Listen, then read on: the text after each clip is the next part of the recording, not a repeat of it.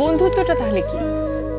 বন্ধুত্বটা বন্ধুত্ব হচ্ছে এমন একটা জিনিস যে তুমি তোমার স্বামীর সঙ্গে যেটা শেয়ার করতে পারো না, বা আমার সঙ্গে বা ফ্যামিলির সঙ্গে শেয়ার করতে পারো না, সেটা তুমি তোমার বন্ধুর সঙ্গে পারো। বন্ধুত্ব হচ্ছে এরকম একটা জায়গা। আর বন্ধুত্বের তো কোনো আর বয়স নেই। বন্ধুদের কোন বয়সে, আর বন্ধুরা কখনো ছেড়ে যায় না।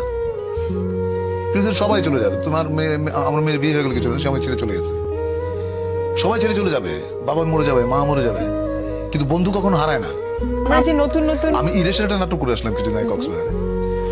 ওখানে এই সংলাপটা পড়ে আমি খুবই মুগ্ধ। আমি ইরেশকে বললাম যে তুমি এরকম একটা চমৎকার সংলাপ লিখেছো।